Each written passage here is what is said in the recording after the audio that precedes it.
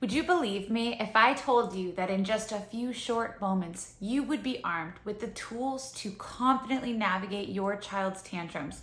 And just maybe you'd be excited about it. Yes, you heard me correctly. Say goodbye to the frustration, because it's actually in these moments where we have a massive opportunity to not only deepen our bond, but to teach emotional intelligence skills that will last them a lifetime. Hi, I'm Cassidy Callan, and I help guide parents on a journey to create an environment of connection and peace in their home. Now, I get it. Parenting can be the wildest of rides, and tantrums can sometimes feel like nails on a chalkboard. But what if I told you that you can use a 5-step method to have those tantrums not only disappear, but in their place having a home full of laughter and peace and love? Intrigued? Now let me be clear, this method does not suppress the tantrum. It helps you as a parent support your child in effectively communicating the need that is actually driving the tantrum. I've had clients that felt lost, parents that blamed themselves for their child's behavioral issues and didn't know where to start. For example, Tanya was a parent who came to me exhausted, frustrated, beating herself up, and not wanting to become the mother that she had. But they were using the same punishment methods that most of us were raised with, knowing that it didn't feel right, because those methods create compliance, not connection. Fast forward to implementing this 5-step method in her home. She is now able to be with her kids in such a way that the need that is pushing and driving that tantrum is met before it becomes an all-out meltdown. And that's only been a few weeks of practice. The overall climate in the home is now warm, loving, and peaceful. Now, I know you might be feeling alone in this, but trust me when I say that you are in the right place. You are not the only parent that is exhausted, overwhelmed, desperately craving to meet their kids' needs, but striking out when they need it the most. You're not the only one that's at their wit's end. Every successful client of mine has started right where you are. You may be thinking, how the heck does this method work? So, let's get into the solution. The first step, if your kid's physical safety is not in jeopardy, give yourself a moment to pause. Tantrums can be very jolting to the nervous system. It tells you you're not safe. And if you're not regulated, there's no way you can regulate your child. Pausing gives you a chance to interrupt your automatic reaction state, which actually creates space for you to start responding in new ways to create a completely different outcome. So in that space, in that pause, everything becomes available. Number 2,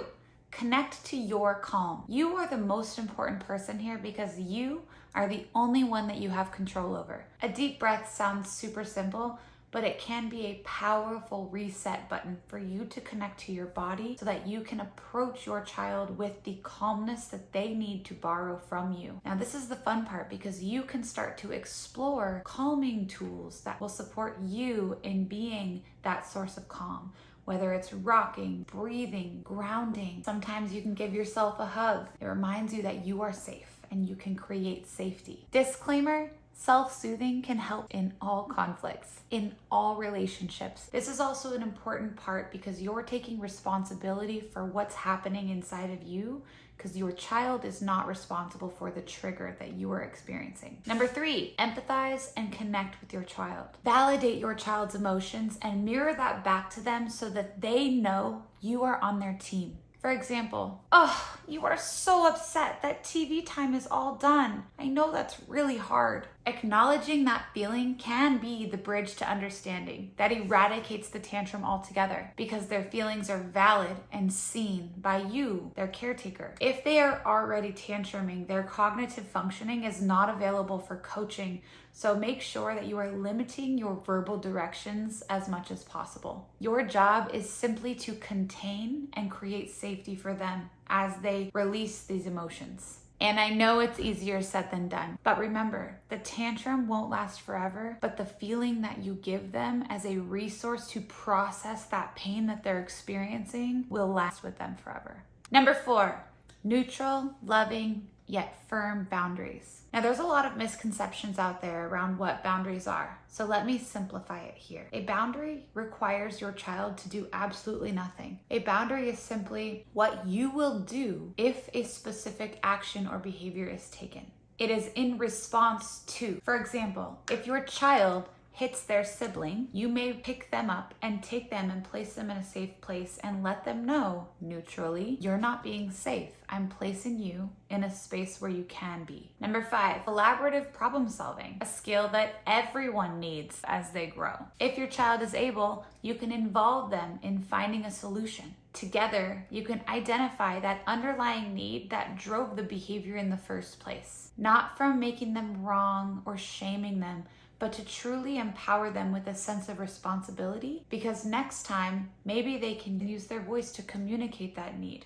Now, as you start to practice these 5 steps, you're probably gonna stumble a lot because it's not natural, but if you use them consistently over time, it will get quicker and more efficient. In the meantime, give yourself grace because you are showing up in a whole new way for yourself and for your kids, and that is worth celebrating. Did you know that the most important thing that a child actually needs to inherit from you is not unconditional love? It's a sense of calm. Yet 68% of moms report feeling anxious all the time. Between work, household chores, taking care of your pets and your kids, it can feel overwhelming and alone. You may have started to question if you're doing it right. Am I giving my child enough attention? Am I handling their behavior the right way? And when your child misbehaves, how easy is it to take it personal and feel like you are being a failure as a parent? What if I told you I have a way to break through this constant cycle of stress and overwhelm? Along with these 5 steps to guiding your child through their tantrum, I'm also offering an invitation to the Village, an online sanctuary tailored to supporting parents just like you.